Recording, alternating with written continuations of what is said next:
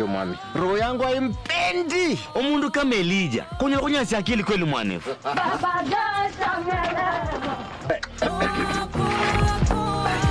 Kusema kweli mtumia ananilia kichwa sana. What if we involve the police? Juu sasa imekuwa riski. Wacha kwanza nikabiliana nalo. Sawa? And by the way, how is Josh? Hata amesahau mimi ni sister yake. Haki nilisikia kilichokufanyikia. Unapika, unashiba. Lea Premium Flour, nurturing the world. Available in a store near you.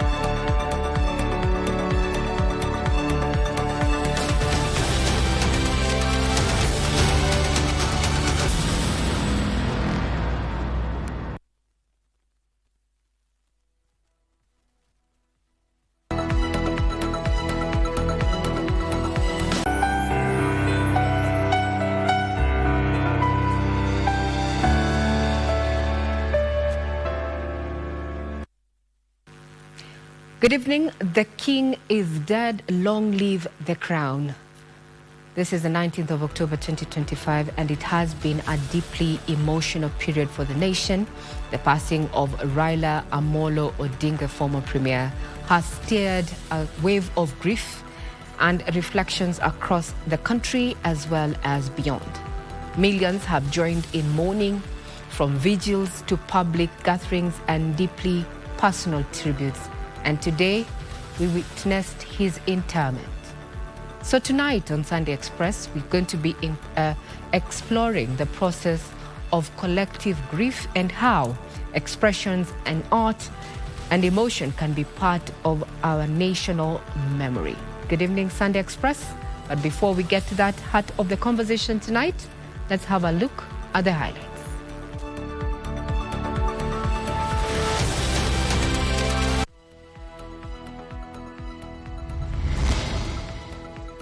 End of an era. Former Prime Minister Raila Odinga laid to rest at the family's mausoleum in Bondo. We consulted with him very often, but the last 1.5 months were very difficult times because every time I met Baba, his voice was hoarse.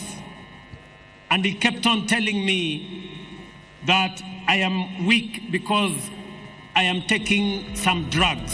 Raila's health deteriorated in the last 1.5 months. Give you my pledge, those values you stood for, the tears, the pain of a stolen election, as my brother Jim Orengo said, elaborated. That pain will not be in vain. And leaders paid glowing tributes to the former opposition leader.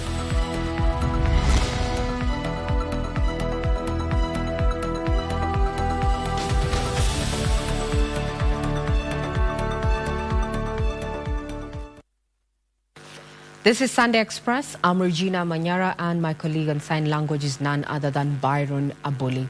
We start off with Siaya, where former Prime Minister and ODM leader Raila Odinga has been laid to rest in a private ceremony.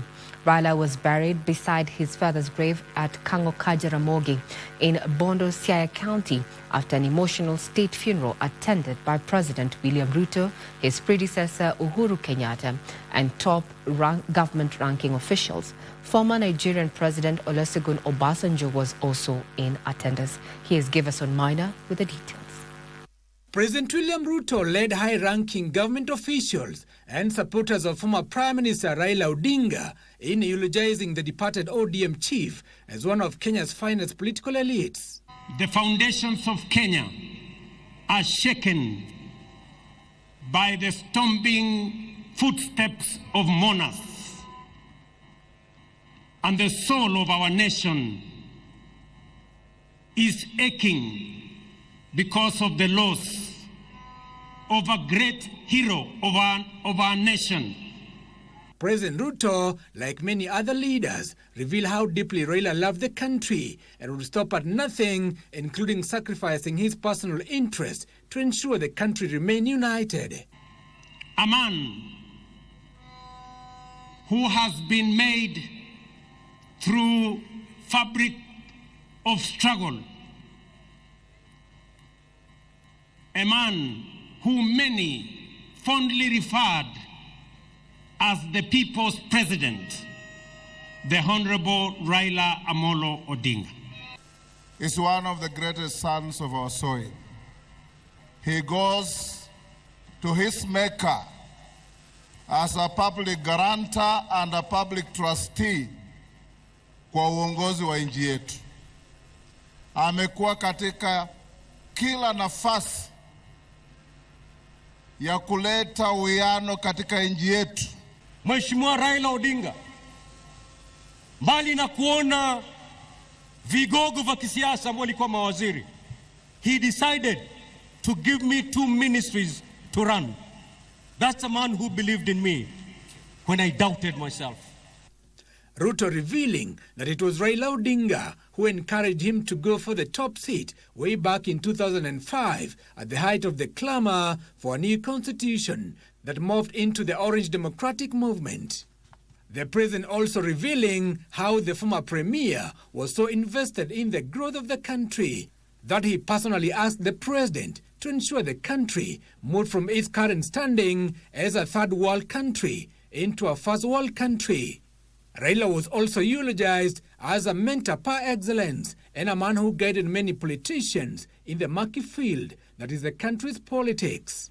Mtoto wenu ambaye sasa amerudi nyumbani, back to the ancestors, mulitupea atumikie sio tu Bondo na Siaya, lakini Kenya na Afrika, na ametutendea na tunawashukuru. Asanteni sana. You've been to the mountain top. You've seen the promised land.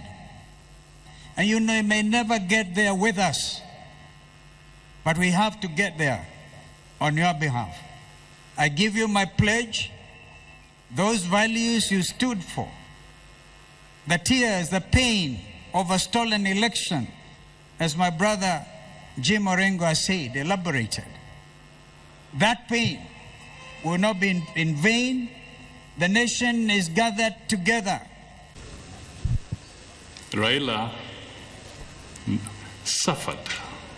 He had a checkered career. But one thing, Raila never allowed the history to hold him prisoner. He never took his challenges as a life sentence. He stood up, walked, and moved further. Later, the body of the late premier was interred at Kangoka, Jaramogi, next to the mausoleum of his father Jaramogi Oginga Odinga, and military rites, including a 17-gun salute. The military handed Raila's widow, Ida Odinga, the Kenyan flag that draped the coffin. Raila died on Wednesday, October 15, 2025, while receiving treatment in India. He leaves behind his widow, Ida, and 3 children, Rosemary Odinga, Raila Jr., Winnie, and grandchildren. So many questions, as we have just mentioned there. We're going to be exploring the process of grief. You know, there's so many people who are getting on our socials, and you can also be part of this conversation. Some are asking, I've never imagined an election without Raila Amolo Odinga. Well, that is the reality. Now, the late Raila Odinga's health started deteriorating about 1.5 months ago. President William Ruto says The former Prime Minister told him that he was weak and taking some drugs. His voice was also hoarse when he revealed to the president that he had visited hospitals in America and Dubai for medical attention. Tilio Marco reports.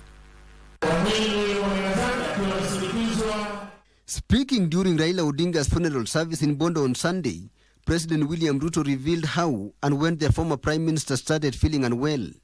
We consulted with him very often, but the last 1.5 months were very difficult times because every time I met Baba, his voice was hoarse and he kept on telling me that I am weak because I am taking some drugs. The president says when he attended the United Nations General Assembly in New York held from September 9th to 29th, he was concerned about Raila's health and wanted to see him upon return to the country. I kept track with what he was doing. And I told him, I will come back, I will come through Dubai, I will also do a medical checkup, but when I come back, I want us to meet. Because his health was very concerning to me. But when he returned, the ODM leader was in Malindi taking a rest as advised by his doctors. The two finally met at Raila Odinga's current residence in Nairobi. Na kwa kauli moja sote pale tukamweleza hatutaki guesswork kwa mambo ya afya. Wewe mwenyewe na madaktari zako uamue. Na nikamwambia serikali ya Kenya itamsimamia akiamua kwenda mahali popote kutafuta matibabu. Kwanza alikuwa anajaribu Ujerumani, akasema pengine atajaribu China, akasema pengine atajaribu sehemu zingine, mpaka akamalizia akasema ako na marafiki ataenda kule India. During his last days in hospital, Odinga made calls to say he was okay and was expecting to be discharged and had been advised to go back for review after 6 months. It was his elder brother Oburu Odinga's call on Wednesday morning that broke the sad news. Nikienda ofisini asubuhi, I remember it was about 6:40 or 6:45 there. Nikaona kwa simu yangu Oburu ameniandikia WhatsApp message akaniambia my brother is critically ill. In a few minutes, like 10 minutes, Oburu akanipigia tena. Kaniambia inaonekana baba ametuacha. Raila Odinga was last seen in public during the ODM parliamentary group meeting in Nairobi on 22nd of September 2025. Tilio Marco for Sunday Express. Now, in a moving tribute, Ida Odinga, widow of the late former Prime Minister Raila Odinga, eulogized her husband as a forgiving man who deeply loved and remained committed to both his family and his country, Kenya. At Raila's burial ceremony at Jaramogi Oginga Odinga University of Science and Technology in Bondo, Siaya County, attended by dignitaries, political leaders, and thousands of Kenyans, Ida painted a picture of a man whose public life was marked by sacrifice, resilience, and an unshakable belief in a better Kenya. She acknowledged the toll that her husband's decades of long political journey took on their family, yet he remained steadfast in his roles as a husband, father, and grandfather. At the burial ceremony of her late husband, Raila Odinga, Ida Odinga delivered a heartfelt tribute reflecting on the life they shared and the invaluable lessons of their 52-year marriage. We also had our ups and downs, but we've learned one thing, and that is we must talk straight to one another, we must forgive and move on. She recounted the difficult seasons in their life together, especially the strain placed on the family by Raila's political journey, most notably his 8-year detention during President Daniel Arap Moi's regime. But all the time, when he was away, either in detention or in exile, I knew he would always come back. This time, I'll have to join him wherever he has gone, because he'll never come back. But the spirit lives on. Despite the hardships, Ida praised her husband's unwavering commitment to both his country and his family. Reflecting on their enduring bond as a couple, she expressed deep affection and respect for her late husband. I know most of the time we used to say, Raila is more of public life, political life, than he is for family life. But every time he came, he gave us what we deserved. I remember he attends to each one of us individually according to our needs. From their marital journey, Mama Ida learned the nuances of political life and had some advice for the spouses of politicians. Don't inherit in his enemies, because tomorrow you'll find that those people that you thought were his enemies are his best friends, and you'll be left out. Be careful when you are handling his friends. Inherit his friends, but his enemies, let him deal with them the way he made them. Addressing the country's leaders, Ida made an impassioned plea. Raila was always disturbed by the fact that Kenya was not moving as fast as he expected. Let's not seek leadership to acquire wealth for ourselves, but acquire wealth for Kenya and acquire wealth for our generation to come. Raila and Ida were blessed with 4 children and 5 grandchildren. Maria Ambo reporting for Sunday Express. To actually process grief, we have to accept that indeed it has happened. We take a quick breather. We'll be right back.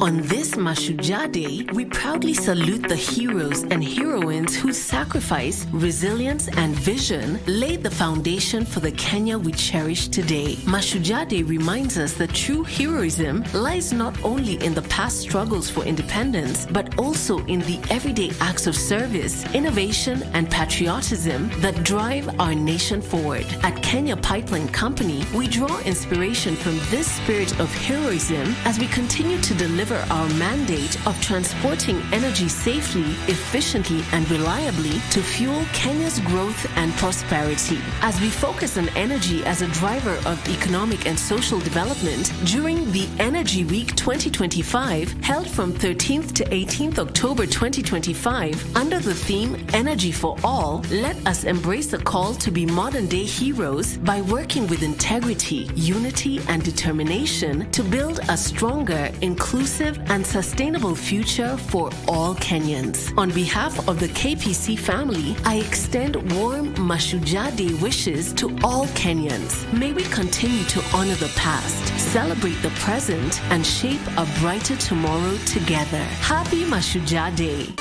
Kilifi County, muda umefika. Ni wakati wa sauti zenu kusikika na vizazi kuzungumza kwa uwazi. KBC Channel 1 inakuletea kipindi cha kipekee, Transgenerational Conversation. Jukwaa la vijana na wazee kuketi pamoja, kusikilizana, kuulizana maswali na kujifunza kutoka kwa kila kizazi. Safari hii tunatua kaunti ya Kilifi. Kumbuka, ni Alhamisi tarehe 23 mwezi huu kuanzia saa 1:30 jioni, moja kwa moja kutoka ukumbi wa Kibaoni Social Hall. Usikose kushiriki Transgenerational Conversation, sauti ya kila kizazi. Mazungumzo haya yameletwa kwenu na KBC kwa ushirikiano na NCIC, Korea International Cooperation Agency na UNDP. Roho yangu haimpendi umundu kama Elija. Kunyasi akili kweli mwanefu.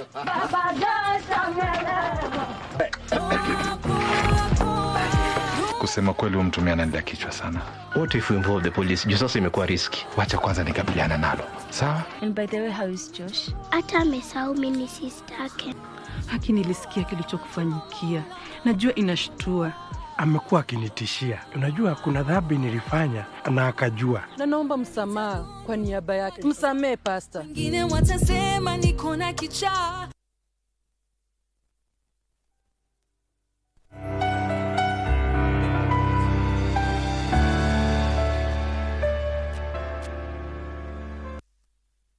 Welcome back. This is Sunday Express. Now, the pain Raila Odinga suffered in seeking the presidency will not go in vain. This is assurance given by Wiper Democratic Party leader Kalonzo Musyoka in his tribute to the late former Prime Minister Raila Odinga, a man he described as a brother. When Wiper Democratic Movement leader Kalonzo Musyoka took to the podium at Jaramogi Oginga Odinga University of Science and Technology grounds in Bondo, Siaya County, he chose to talk to the late Raila Odinga. Kalonzo, terming Raila as his brother, reflected on their political journey, including their quest for the presidency. We called you Joshua. We never got to Canaan. There were indeed crocodiles across the River Jordan, as we used to say. You've been to the mountain top. You've seen the promised land. And you know you may never get there with us. But we have to get there on your behalf. Kalonzo taking cue from Siaya County Governor James Orengo in reflecting the pains Raila endured during elections. When his vote was stolen, Raila decided with a few of us that he was going to be sworn as a people's president at Uhuru Park. You know, that day is when I knew there are many people who wear trousers, but they should not be wearing those trousers. I give you my pledge, those values you stood for. The tears, the pain of a stolen election, as my brother Jim Orengo has said, elaborated.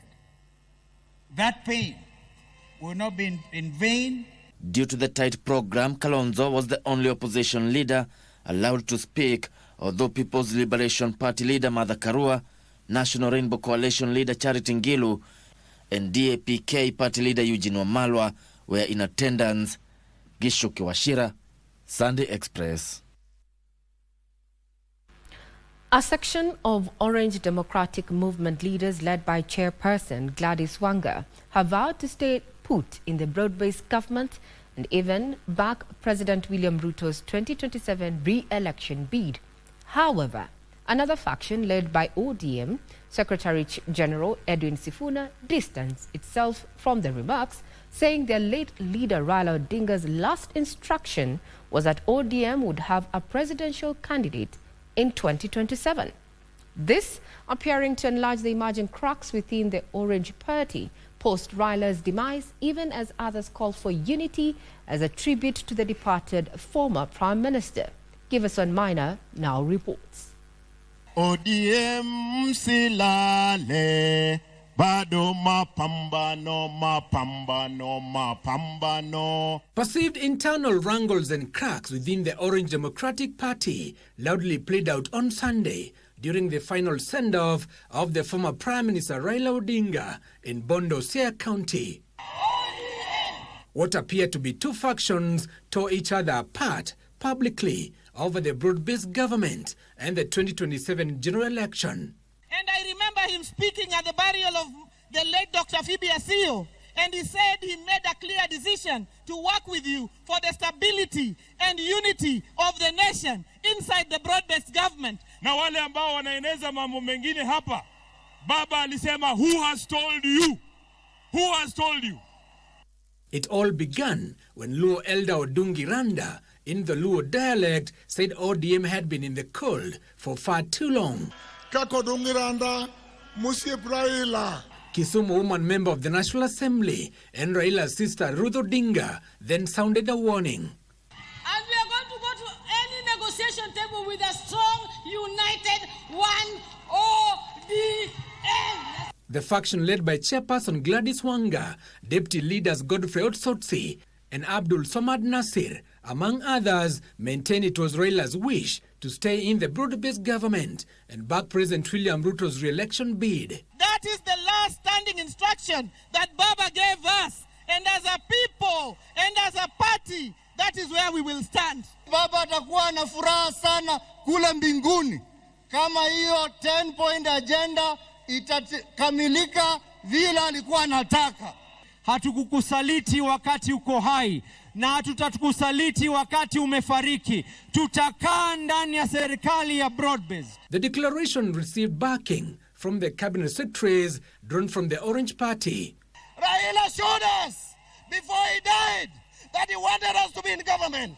As a community, as a party, we will be in broad-based government. We will support broad-based government. We will work with you. I was taken to government of William Ruto by Raila Amolo Odinga.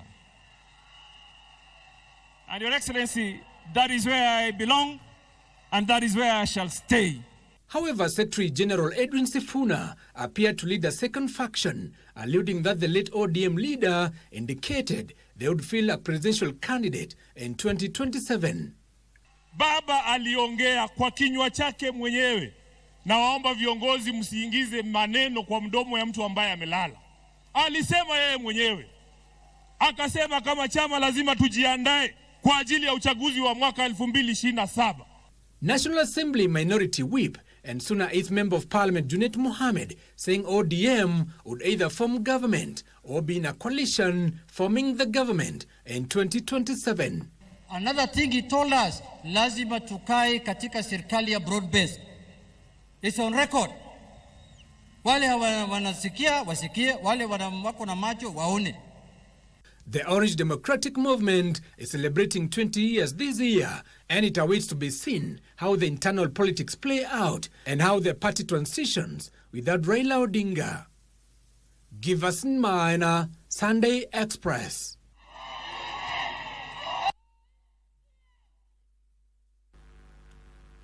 Now, as Kenyans continue paying glowing tributes to the late former Prime Minister Raila Odinga for his contribution to the country's political scene and the Pan-African dream, his siblings will remember him as a brother who stayed true to the Odinga family legacy.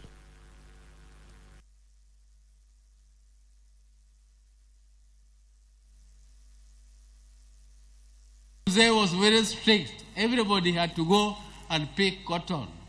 But Raila was still sleeping. So when Mzee asked him why he is not picking cotton, he told Mzee, Baba, don't you know it is very difficult to pick cotton? Why don't you also try to pick it? And he was a great lover of football. His team was called Arsenal. And I remember in 97 when he came to Nakuru, myself and the Honorable Ouda now, who used to be my youth, we went to Massey Ferguson and told them we wanted to test their tinga. They gave us the tinga. We went and got him as he was entering Nakuru and took him up to Stem Hotel with the Massey Ferguson tinga. I have been there. In 1982, some of you don't know, you only see me in this siasa. I'm the one of the first women who was said that I was with my brother as he was picked to go to detention. I was forced by the society to be one of the first women exilees. I went living in Uganda, Tanzania, and ended up in Zimbabwe. I'm just saying this to show you that this was a stoic man. The family has suffered because he sacrificed himself. He believed power was not an end, but a means to an end, and it should be used towards the desired end. He believed power should be used to ensure the existence of the nation, not the demise of the nation. I would like to now say bye-bye to my brother, bye-bye my best friend, bye-bye my confidant, bye-bye my everything, my advisor. And I would want to ask God the Almighty to put your soul in peace, and please greet for us our people who went before you. Raila Odinga has been eulogized as one whose 80 years of life embodied resilience, boundless optimism, and a will to test limits, and a leader who never wavered in his belief in the good of his people. The eulogy read by his sister Emily Anyango Oginga detailed Raila's historical political fighting spirit and milestones.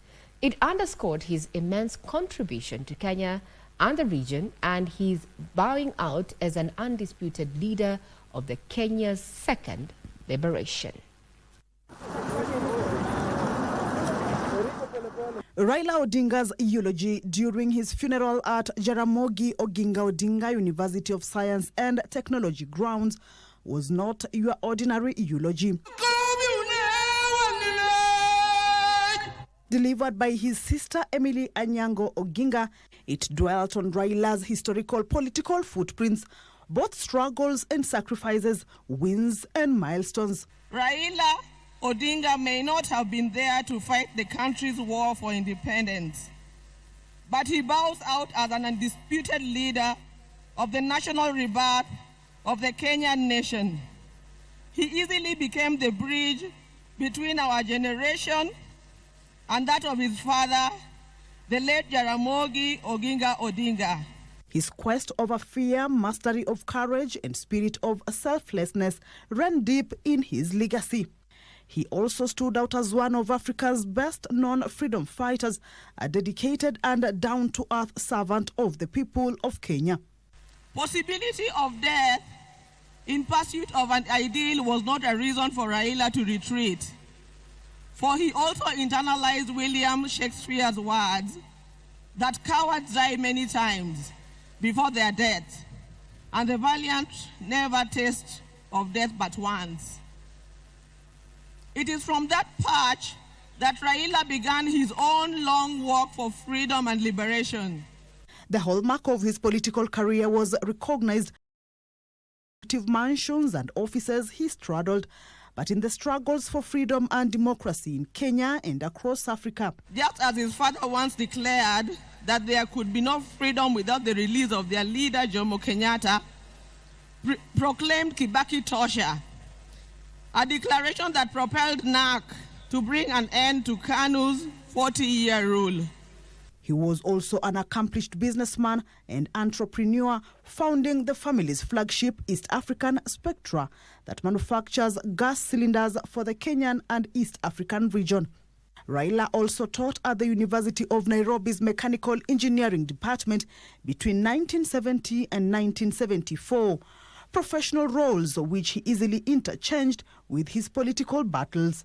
Many times telling the continent's dictators to set their people free. It earned him outright enemies, cynical friends and admirers in Africa and beyond. It is this record that saw him appointed as Special Peace Envoy of the African Union. To him, democracy is pivotal for good governance, hence his several stabs at the presidency and undeterred resolve to strengthen the opposition. His early life prepared him to be a consummate African and citizen of the world. His early education was in Kisumu and Siaya before leaving for Germany, where he began his high school education at the Herder Institute in Leipzig. He later transitioned to the Otto von Guericke University, Magdeburg in Germany, where he obtained a Master of Science in Mechanical Engineering, specializing in production technology. Kamchemenza for Sunday Express. And he was interred today, and we were all there to witness that. A man termed an enigma, the man, the engineer, Tinga Agwambo, was a father, a brother, a grandfather, a political champion, a mentor, and a statesman. He wore so many hats, but now in his absence, what is the way forward? Tonight, we are exploring the process of grief. Coping with grief, and I'm joined by none other than counseling psychologist Jane Ngatia to take us through that particular conversation. And later on, we're going to be introducing a man who on social media platforms has received criticism as well as accolades because of his artwork that has been used, to just immortalize the late Raila Amolo Odinga. That is Collins, who is a pencil painting digital artist and has been doing this over the years. Those are my guests this evening on Sunday Express, and you too can be part of this conversation. What next after Raila? Get us on X at KBC Channel 1. Thank you very much, Madam Gatia, for coming in the studio today. Let's just begin with understanding, grief itself. When a public figure who has been a symbol of hope, defiance, and leadership, seemingly actually passes away, it affects people in profound ways. And even those who have not met him personally, because of what we have been doing, the 360 coverage of his life and times and what he has done, I want to unpack what this means psychologically. So we start off. How would you describe the psychological impact, of losing a public figure of Raila Odinga's stature? Thank you, Regina. It's a sad time for Kenya, starting with the family of the late Prime Minister. Yes, grief has hit Kenya, and all of us can feel the effect because this is a person whom we could see was actually working. He was a national figure. I would even dare say he was a nationalist. And therefore we have all lost. When death occurs or happens to a person that we viewed as hope for many of us in this country, hope to deliver some kind of, liberation, whichever way we viewed it, definitely we feel the loss. And so there is the psychological impact. We feel very sad. We may not be able to separate the emotional and the psychological, sometimes even the physical, because how we mourn, how we grieve will be manifested in the behavior that we engage. So it's there is sadness, there is a sense of despair, there's a sense of hopelessness, sometimes confusion, and definitely upon receiving the news that the former Prime Minister has passed on, there is always the shock that hit everyone. How can it be? Can it be true? Is it real? Maybe no. So that is shock. And Kenya, generally Kenyans have gone through that already. Some of the people probably are still hanging on there. But with the burial that we have all witnessed this day, and thank you for the media houses, KBC Channel 1, for keeping us on air, for keeping us informed. Now we know that he's gone and he's buried, and we begin to talk about the late, and we begin to remember. But definitely it will take time for Kenyans, yes, all of us. We will remain sad, we will keep even feeling depressed, but it's good to wash out. Because if actually, already, now that you've mentioned, feeling sad, and some might actually be looking at, depression. Is it some of these common emotional responses that people might be experiencing during this time? Yes, there is definitely that emotional feeling, and there is some form of depression. We call it a grief-related depression. It is good that we are able to monitor where we are at any given time. We may also have realized that we feel angry about something we are not sure of. Why am I feeling angry? It is because this death came at a time when the least expected. Definitely we never want death to come around. Yes. Our loved one, the people we know, nationalists, our leaders, and all that. So we feel angry. And sometimes we may even feel angry that why now? Our Creator, why didn't you allow him a little more? So that anger will be manifested and we'll carry it around with us. But with time, because we need to do something about it, it will wear out slowly by slowly. And we need not act in anger. We need not say things out of that anger. So it's important that Kenyans, we learn to control those emotions. It's good to express them, but we must be able to control and to manage. Now, there are those who still believe or are still in disbelief that they have lost a mentor, someone whose leadership skill resonated with them. There's some who say, I never thought, Raila or Baba would die. To them, he was to live forever. There are those who are still in denial. Yes, that's a very important observation. I could have been one of them who said, oh, I never imagined that we could have Kenya without Honorable Raila Odinga, the late. One way of getting unhooked from that kind of disbelief and shock and denial, because they come together. These are emotions that carry each other. And I like saying they are like cousins. Yeah. They will drag us along and they'll come and put us down at times. So it's good to begin to even change our language. That's something that some of us may find it difficult to do, but it is the right thing to do. We need to begin saying, he was a nationalist, not he is. Those simple words will make a very big difference, because right in our brains, because we are going back also to the psychological impact, the brain will record that. We are talking in the past tense. And every time there is loss through death, it's always good to train ourselves to use that kind of language and approach, that he meant so much to me. But it's also good to remember, keep on remembering the good things. Let's keep the memories that we choose to keep. All right. And especially the good memories. They help us now to live in the past. All right. Now let's bring in our second guest. That is Collins Omondi Okello, who is joining us via Zoom all the way from Kisumu. He is based in Kisumu, but you must have come across his works during this particular period. It has been more than just a powerful pencil sketch of Raila Odinga with his fist raised, set against a bold orange hue, and that particular image is a work of Collins Omondi Okello, a Kisumu-based self-taught artist whose tribute has spread across the nation. Now, Collins, your artwork has become a national symbol during this period of mourning. What inspired you to create this particular portrait of Raila Odinga? To you, Collins. First of all, thank you, Regina.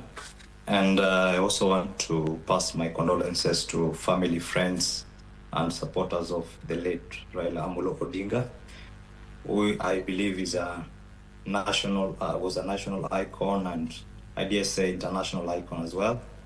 It's such a huge loss, and it has dealt a blow, actually, personally, because it was actually quite an inspirational figure for me. What inspired me to make the artwork? I was, when I got the news of his demise,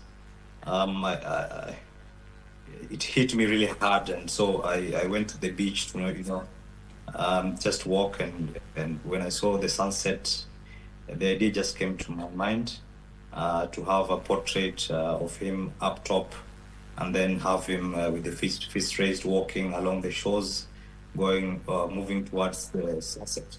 Now, the sunset means the end of an era, and also the portrait up top looking down at those he has left and telling them the struggle continues. Yes.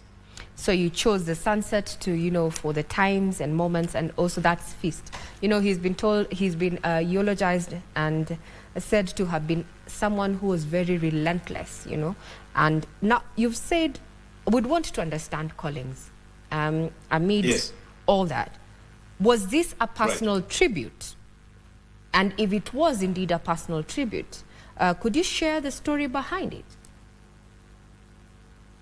Yes, this was a personal tribute to the late Raila Amolo Odinga. I've done 3 artworks of him. 4 artworks. 3 of them are hand drawn. And then this one, I did it digitally. This was a digital drawing of Raila Odinga. Wow. All right. That is quite something. Now, when you first saw this particular digital works go viral, at that moment, as a creator, or rather as the creator of this particular works, what went through your mind? It was quite shocked. I was quite shocked. I didn't expect it to go viral the way it has gone. I mean, it touched me personally when I was posting it. It was just a normal post that I normally, make on my social media pages. And then I saw people started sharing a lot and liking, and I got too many comments, and also, of course, I started getting calls and positive messages and emails. It was quite shocking. Yeah. All right. Now, talking about the emotions, Ngatia there, Collins, who's interacted with Raila in previous occasions there, was shocked when his piece of work actually went viral. The question is there a difference between, collective grief shared by millions and private and personal grief? Or grief is grief? Oh, a good question there. I would like to respond this way. Grief, first of all, because it's an emotional experience, it's personal. So there is that which we have had one loss, like we have lost a nationalist. All Kenyans, and even the neighboring countries, I would say, could be feeling it. All right. But then at personal level, there is what I feel, there is how I express it, different from another person. Again, because we are all different. So our reactions and responses will be different. Right. So at the top, we have one common loss, but the interpretation will be different, and that is what you determine how I'm going to respond, how I'll react, how long it will take, because some of us will take a little longer, depending on the relationship, depending what it means to me, because grief has also to have a meaning. Grief has to have a meaning. Yes. So some of the comments that we had getting on our social media platforms since the announcement of his demise, and now he's buried today, is that many Kenyans have described, feeling that they have lost a father figure or a hero. So what happens when people grieve a symbol, not just a person, in this particular context? Yes, a good question there. The meaning that is attached to that person is what helps me to symbolize or to attach that particular image. Mm-hmm. And that is what I'll be mourning. The way I knew him, the way I interpreted what he did, even being a politician. By the way, for people who worked with him in the office, is a totally different thing, because they are remembering their boss. They are remembering how they related and what that means now. So they are seemingly being a vacuum that needs to be dealt with. So we are all dealing with some spaces, which is all psychological. And that is very important for us also to ask ourselves, what am I mourning? The real meaning of this death is what to me? Because that's what helps me to be able to make the move and make the baby steps. Because for real, this is going to be baby steps that Kenyans are going to take every day, every year, for last years, maybe for some of us many years, but eventually we shall be able to process this grief. All right. So from what I'm hearing from you, Ngatia, from a psychological point of view, is that we need to personalize or make it an individual effort. What are you mourning? What aspects, what gap has been left on an individual capacity? True. Now, we have seen massive gatherings, chants, songs, art, as you've seen Collins Omondi's, viral digital art there, even twigs on vehicles, all these signs of mourning. How do such, public rituals help people process pain? And I'll be coming to you, Collins, also to answer the same question. Using your art, to just process the pain, or rather to relay emotions. You'll take us through the art aspect. Ngatiti, from the psychological aspect, how does it help us, deal with the pain? That is a very important observation there. And we can also talk of the cultural approach to mourning and grieving, because these are two, the dividing line is very thin. Yes. However, people will mourn according to also the basis of their culture. And that is very important. When someone chooses to dance, even around the casket, do twigs and, talk, chant things, that is okay, absolutely.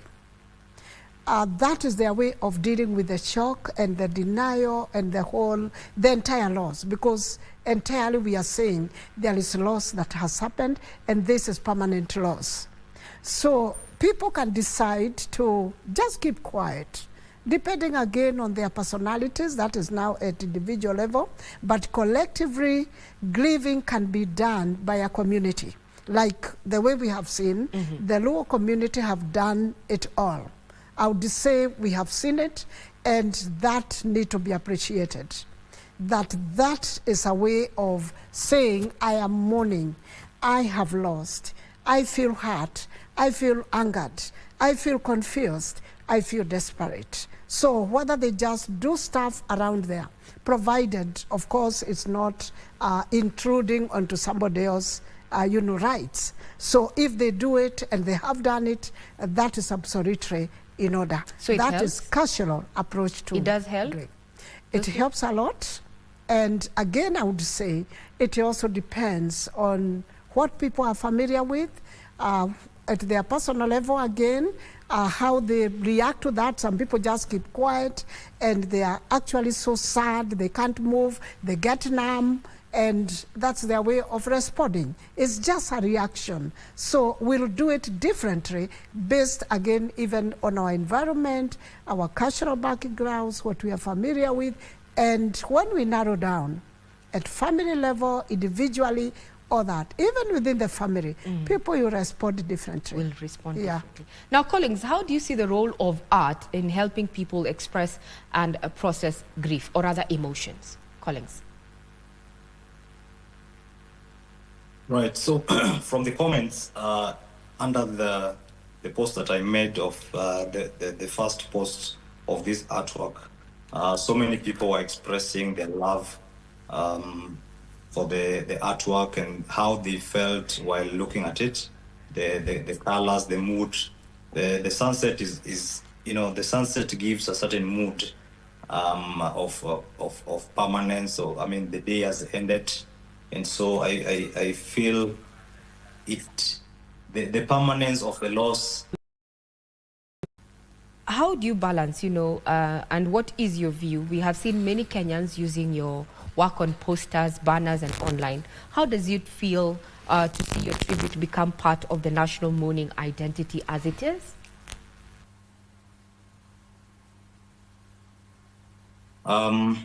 It's a humbling experience. I have done other works as well that have gone viral, but this one is, I think, the most, the one that has gone the most viral. Yeah. And so it has really caught me by surprise. I didn't expect it. And so I'm just handling it as it comes. I mean, this person that we have lost, to me, I felt like, and just like other Kenyans, he was sort of immortal. And so his death is unimaginable, and therefore, and also the short period between the time of death and also the burial, I didn't have a lot to do. A lot has happened. I've gotten so many calls and texts, and messages of support, and just people saying thank you for doing this artwork. I mean, this is just my expression as an artist. It is what I felt at the moment. That's just it. Now, in your perspective, you have received, accolades as well as criticism in equal share, in equal manner. But from Studio Personally, I think you've done a brilliant job. But then I'd want to know from where you sit, what would be your recommendations, you know, from a society perspective, you know, balancing the widespread sharing of art with respecting the artist's rights? What do you have to say? Right. As an artist, and I believe I speak for most artists, when we do an artwork, when we conceptualize the art and come up with an idea, we own the rights to it.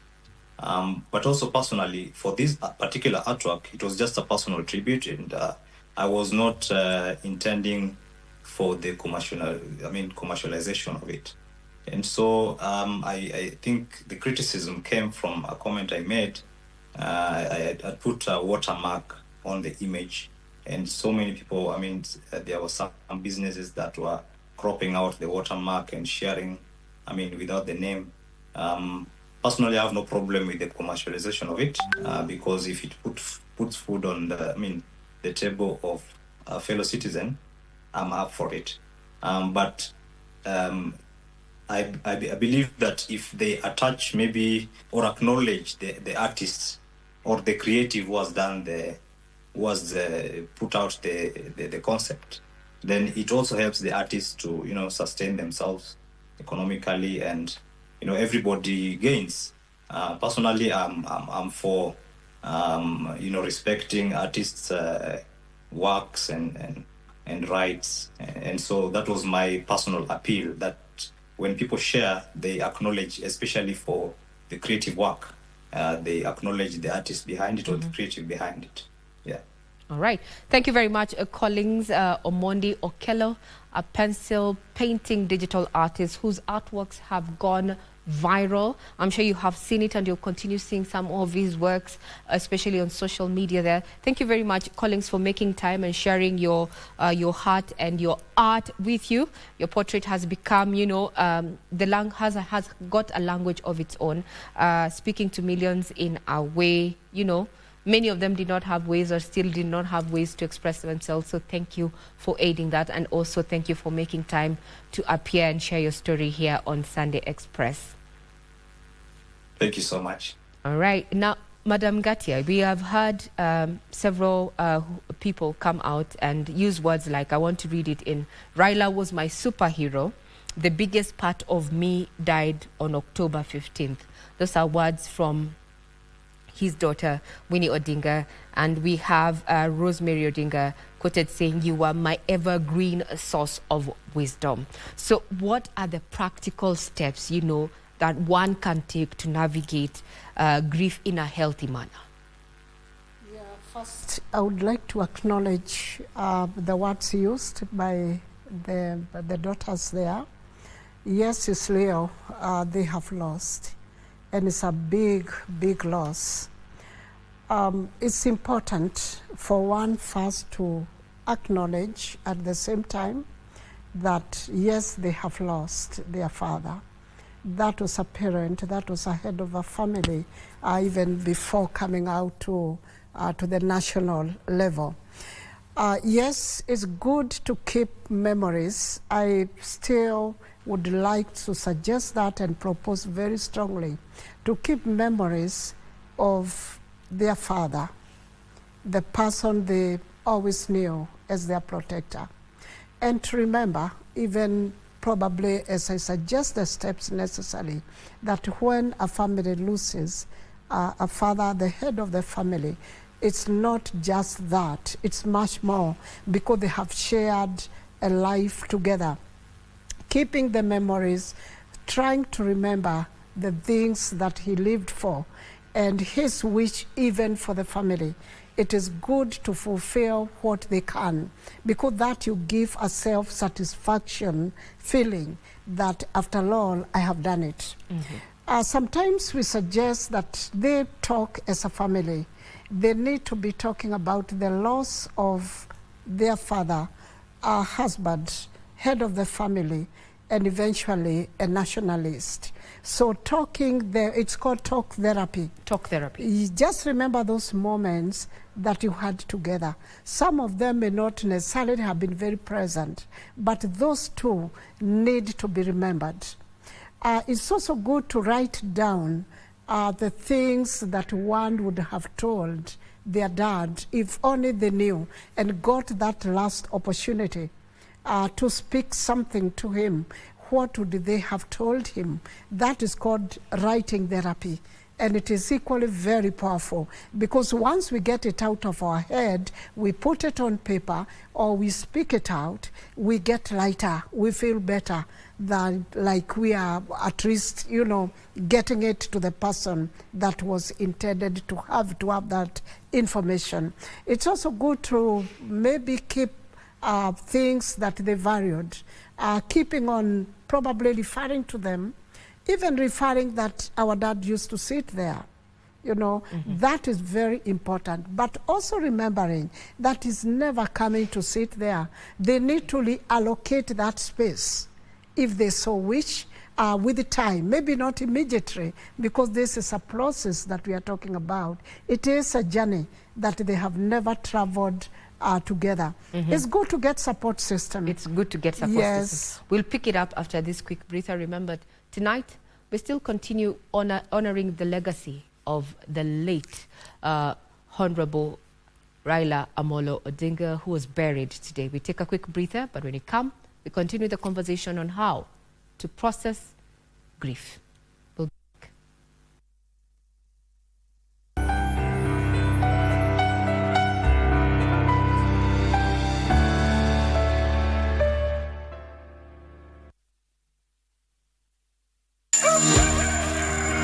Good morning. Good morning. Good morning, Kenya. Wake up with Good Morning Kenya, the morning show that's got it all.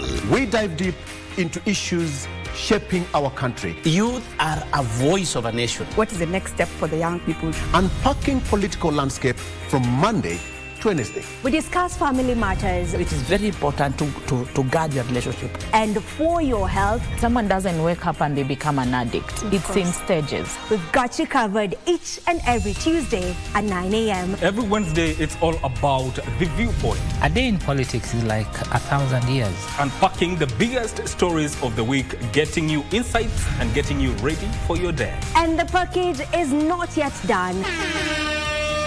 I get to fix your Thursday with some entertainment. Entertainment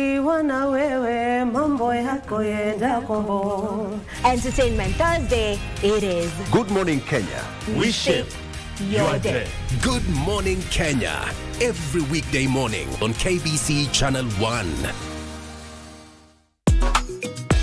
Kwani mwenye kufanya hiyo kazi ameenda wapi?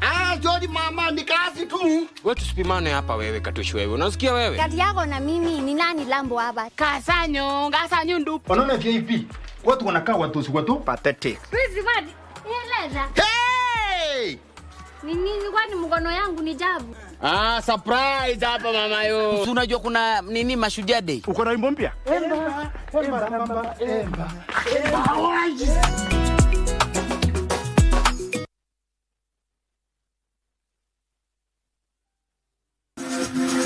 Got the fear of missing out?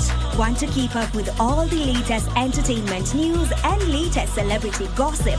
From the latest rumors to popping events to the newest fashion trends, here is where you get all the tea or juice when it comes to entertainment, and you get it served on time. All that and so much more on Grapevine every single Monday only on KBC Channel 1. Remember, if you did not see it on Grapevine, then it most probably never happened.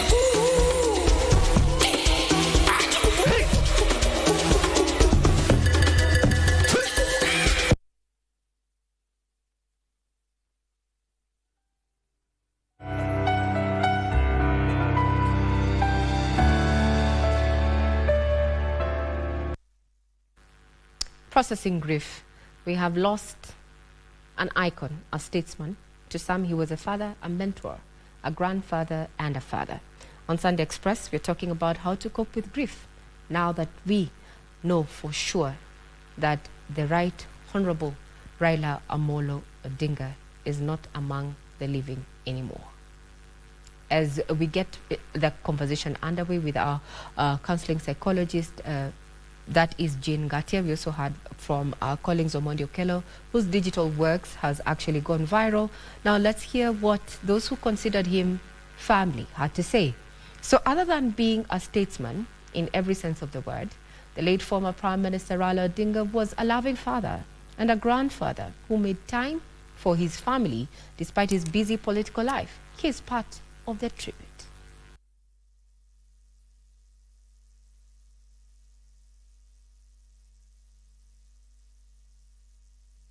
For Baba, you gave all of us your life. You stayed with us and you showed us how to live a good life. And for that, we are extremely thankful. Erokamano Baba, will miss your fun, your joy, your laughter, and we'll greatly miss you and all the dancing styles that you used to have. Erokamano Baba. Our father listened keenly to what we had to say individually, after which he helped us sharpen our ideas. He also helps us to think broadly and find solutions and to work with others. So today, as we bid him farewell, we're not just burying a man, we're burying a legend. And I want to say this especially to my Kenyan people. We are the legacy. If you ever doubted your voice, doubted that you mattered, remember him. If you ever felt too small to make a difference, remember him. Remember, he was not born a legend. He became one by showing up. To the world, he's a statesman, a leader, a freedom fighter, a symbol of Kenya's struggles for democracy and justice. But to me, he's always been more than the headlines, crowns, or politics. To me, he's my grandfather, a warm, wise. He was always warm, wise, and always full of stories, laughter, and love. God bless you all. God bless the Republic. God bless Baba's legacy. Long, the king is dead, but long live the crown. Thank you. Those are his children and his grandchildren, just expressing the feelings for their late, father and grandfather. Now, a section of Kenyans in Nairobi County who could not, or rather who could make it to view the body there. We're going to be getting that story, but right after we complete this conversation here on matters grief, so to speak. So, Madam Gatia, before we took that particular break, now we've heard from the family. Yeah. At what point would you advise a person to seek help? What are the telltale signs when grief becomes overwhelming? Yeah, first of all, it's very sad. I can almost connect with the family.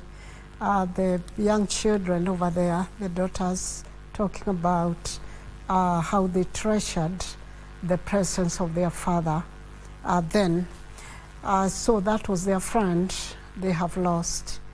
Yes, it is important for the family just to keep talking about their father and even pointing out those very things that they are missing, because for real, they are going to miss many things about their father. Even the very presence of their father is enough. The words that he would use, them even talking to him about this or that, the difficult moments that they shared. So it is good that they continue treasuring whatever memories they have.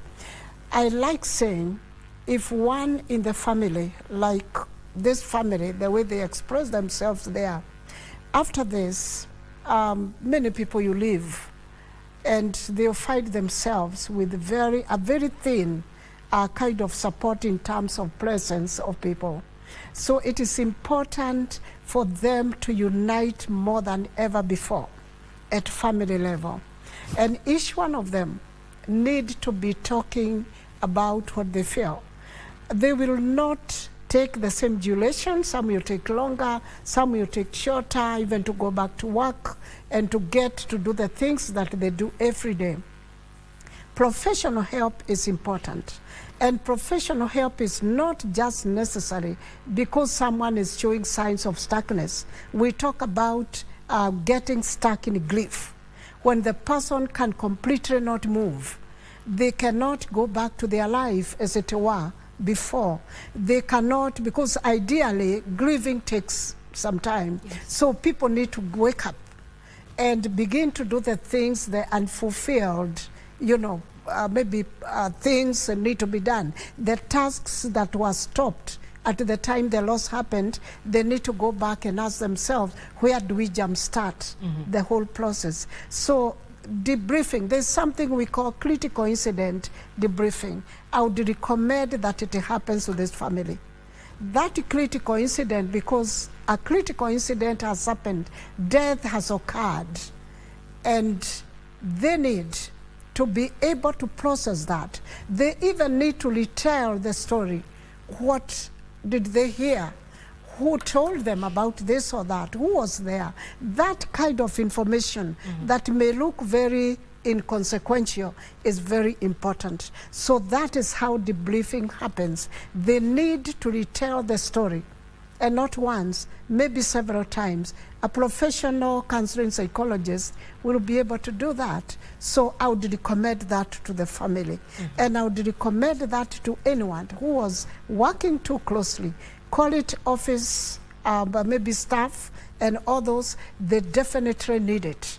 And that is one thing that will help the person to process the grief a little faster and in a better way that is psychologically healthy and acceptable. Very well said. Critical incident debriefing. Yes. That is debriefing. Key. Debriefing. Yeah. That is key for anyone who, you know, is actually, you know, we're all grieving, but as you said, in different capacities. Yes, and if you allow me, Regina, what that means is that the person is helped to overcome, because grief is like a bomb that comes and hit and scatter somebody's thinking, somebody's behavior, the emotional connections, it scatters. And that is how trauma comes in, because they're actually traumatized.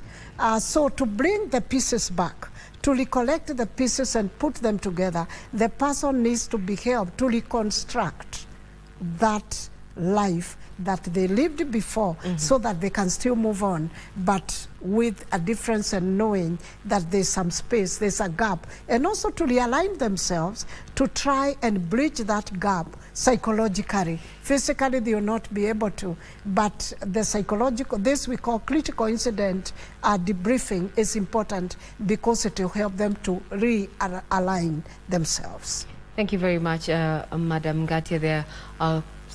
Counseling psychologist who is in studio tonight as we explore how to process grief. We are grieving as a country. There are those also grieving from a family perspective. Grief is personalized and individual, but take home is that there is need for critical incident debrief to get over grief so that you do not get into trauma. Thank you very much, ma'am, for making your time. It's always a pleasure to have you on board here to just analyze those issues. Now we take you back to the day that was. Now, a section of Kenyans in Nairobi County who could not make it to Bondo, Siaya County for the burial ceremony of the late former Prime Minister Raila Odinga endured the scorching sun to follow the proceedings live on a big screen mounted at DC grounds in Kibra constituency. Many were struggling to hold back their tears of grief, saying they cannot comprehend what life ahead looks like without Raila Odinga. Tumepoteza mtu ambaye tulikuwa tunamwenzi kabisa. Huku mahali tuliko alikuwa anatutetea wakati kuna shida. Yeye ndio mtu wa kwanza alikuwa anafika. Kwa mfano pale tulipokuwa tumechomewa nyumba zetu ama soko pale Toi, ni yeye alitusaidia kujenga tena na kuanzisha biashara tena. Kwa hivyo ni mtu ambaye alikuwa anatetea, ndio maana tunamuita baba. Nahisi vibaya sana, maana nimekuwa mfuasi wake tangu alipoingia kazi ya siasa, Nimeweza kumpigia kura kwa muda mrefu, lakini sasa imefika wakati wake, na hakika sisi wote tunaelekea huko. Kwa hivyo kile naweza sema ya kwamba alale salama na Mungu aweze kutunza familia yake na kisha aweze kuwalinda na aweze kuwapatia nguvu. Tunatazama kwa mazishi ya baba yenye ameenda, kwa mambo yote yenye ametufanyia Kenya hii. Wacha tu tushukuru Mungu, aende apumzike salama, tunamsindikiza kwa usalama. Hatuna la kusema, lakini apumzike, aweke mahali pema peponi. Maisha bila yeye tutavumilia tu, kwa sababu sasa amesaondoka, hatuna lingine, lakini kitambo tusipe yeye pengo itakuwa ngumu. That just speaks to what we were discussing here, dealing with grief and the need to have a support system around the communities as well as on an individual capacity. Those are just some of the sentiments shared by Kenyans, as well as our counseling psychologist here in studio mentioned that we need to have an effective support system to get over grief. Now, former Prime Minister Raila Odinga's funeral day was anything but ordinary. From surging crowds on the roadsides to colorful attire and mourning cries, this day was characterized by a mood reflecting a celebration of life rather than the loss of it. Tonight, we share the highlights of the funeral of who many held as one of the most instrumental titans of Kenyan's politics. That is Raila Odinga. Long before the sun breached the sky, mourners from all walks of life made their way towards Jaramogi Oginga Odinga University of Science and Technology in Bondo town. Stretching for kilometers, school buses, apparently the transport of choice, ferried loads of mourners.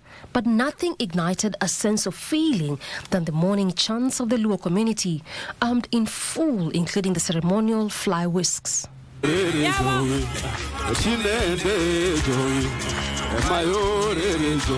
The military convoy carrying the casket to the university moved slowly as hundreds of mourners yearning for one last glimpse stood still by the road, waving white handkerchiefs, some wrapped headbands with the Kenyan flag and others donning bright orange t-shirts, ODM's signature color. Raila Odinga's coffin stayed in the middle of the field, draped in the Kenyan flag, but surrounded by a sea of enthusiastic supporters that he often loved. Raila's love for humor was exemplified in the speeches, racking ribs with young Raila tales. What about those politically orphaned by Raila's departure? Nimeona mitandao wanashapiga bimbo, wanasema sasa huyu ni political orphan, huyu amekwisha, lakini nimeona hapa orphans wako wengi sana. Wale wameongea hapa yote wamelia. Sasa nitasanya hawa yote nikuwe chairman yao.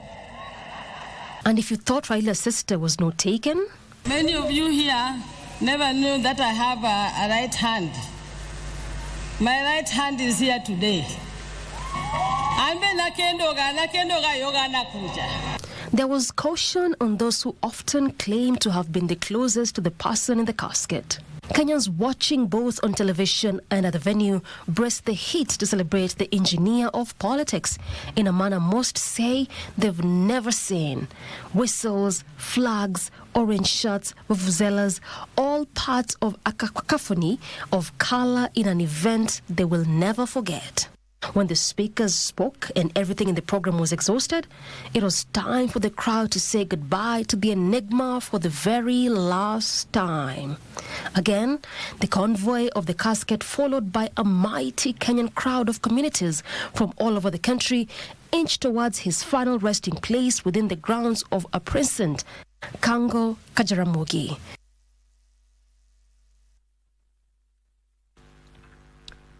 The king is dead, long live the crown. Now, preparations for Mashujaa Day celebration set to take place Monday, the 20th of October at Ikodwe Stadium in Kitui County are in high gear with last-minute rehearsals underway.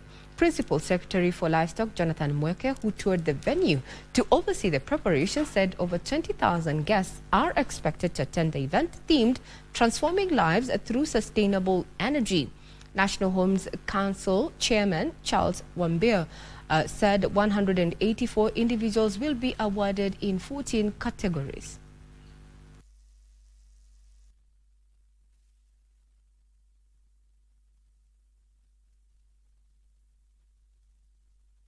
Now to sports is that a nation mourns the loss of a towering figure in politics and a passionate supporter of sports. Raila Odinga, remembered not only for his political legacy but also for his unwavering support for sports development in the country, was laid to rest today in an emotional ceremony in Bondo. His brother, Odinga, led the eulogies, painting a portrait of a man who championed both the nation's democracy and its sporting talents.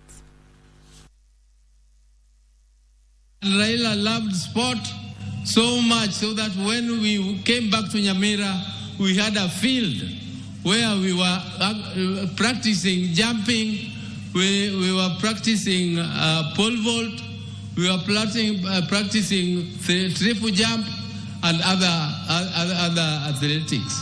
So Raila became a member of the management of the Athletics Association later, and he was a great lover of football. His team was called Arsenal. Raila was and he was also a patron of Gor Mahia. He also became a patron of Gor Mahia. And recently, you remember when Kenya was participating in the football match for Africa, he was with His Excellency the President at Kasarani Stadium to cheer.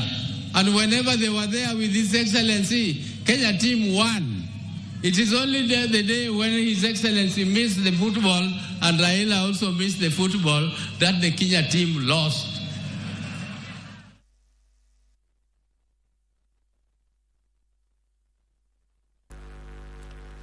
Well, that is that. Now, Kenya's National United pulled off a stunning victory against Tunisia's giants Etoile du Sahel at the CAF Confederation Cup. The thrilling first leg encounter was played right here in Nairobi at the Ulinzi complex. For the first whistle, Nairobi United showed no signs of being overawed, dominating possession and pressing high up the pitch. Their efforts paid off with the 37th minute when Ovela Ochieng found the back of the net, sending the home crowd into a frenzy. The hosts carried a 1-0 lead into the break, but they were not done yet. Just 6 minutes into the second half, John Otieno doubled the advantage with a well-placed finish, giving the Kenyan side a comfortable 2-0 cushion. The result gives Nairobi United a strong advantage heading into the return leg, scheduled for Sunday the 26th at the Stadio Olympique de Sousse in Tunisia.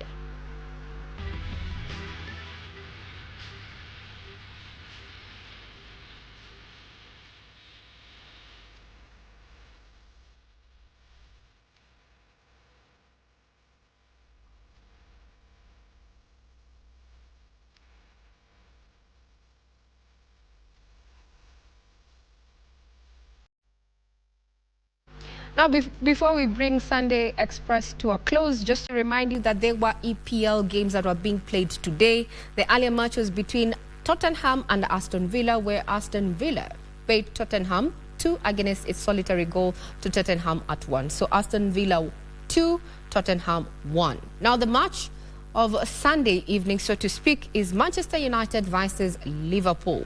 So Manchester United scored 2 goals against a solitary goal from Liverpool. Just that, but a quick summary of the EPL games played today. Now that brings us to a close to Matters Sunday Express. Be sure to join my colleague on the sports desk tomorrow. But then we're not going to be focusing on Matters Sports, given that it is Mashujaa Day that is going to be happening in Kitui, and KBC Channel 1 is going to be bringing you the celebrations live. So tomorrow happens to be that public holiday as we mark Mashujaa Day. I'm Regina Manyara. My colleague on sign language has been none other than Byron Abuli.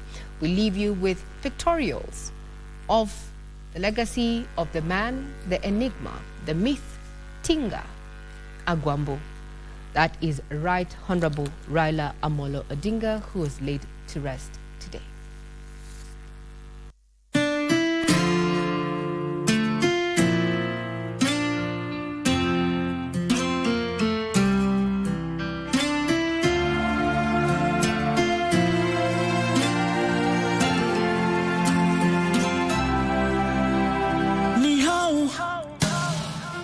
Uliniwacha mi bila nafahamu kuwa ni yako zamu, angalau ungeniambia eti unakam nitulize hamu wangu wa dhati.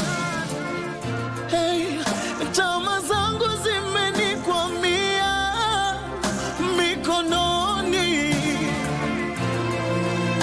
labda huu ni mwisho wa dunia. Safiri salama, msalimu Maulana, tutaonana baadaye. Safiri salama, msalimu Maulana, tutaonana baadaye. Ndio, tutaonana baadaye, mpendwa, ndio,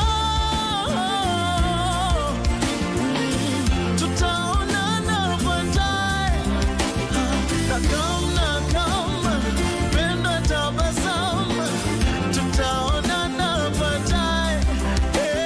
Nakam, mpendwa, tabasamu, tutaonana baadaye.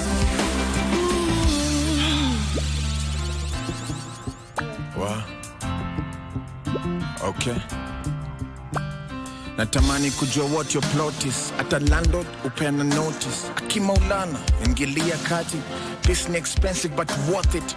Kwa nini uliamua kutangolea? Diet yangu imechange, tabia kulea, usingizi na kutamani kushoto kulia. Unakuja lini? Nitabasamu tena, unanitenda. Aliyekuchukua sijui nani alimtuma. Maombi ni ati wakati rudi nyuma. Jioni nikirudi nikupate kwa nyumba. Jiji zimeshikana ni ngumu kuvunja, but kauna raka nenda kwanza. Niko na iBag sijalala, na usalimie Maulana. Safiri salama, salimu Maulana, tutaonana baadaye. Oh, safiri salama, salimu Maulana, tutaonana baadaye. Ndio,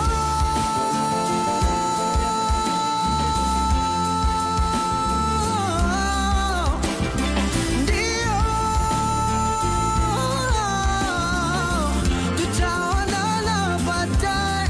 Oh, nakam, mpendwa, tabasamu, tutaonana baadaye. Oh, nakam, mpendwa, tabasamu, tutaonana baadaye. Na ndio, tutaonana baadaye. Ndio.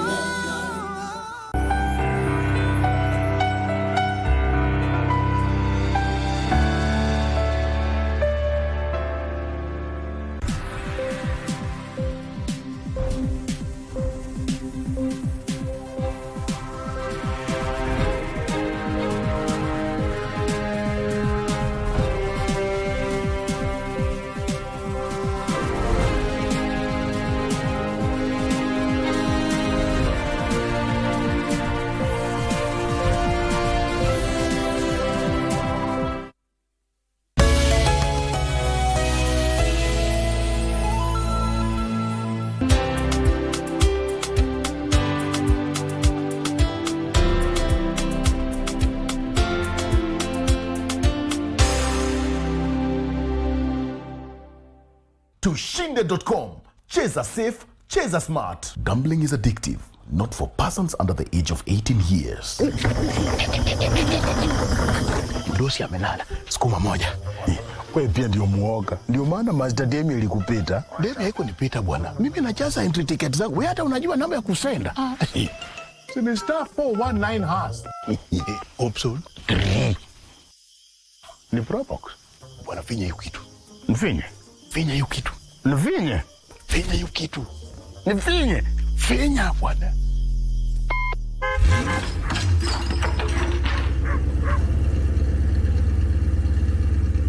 Iliko Probox kwa star 419 hash option 3.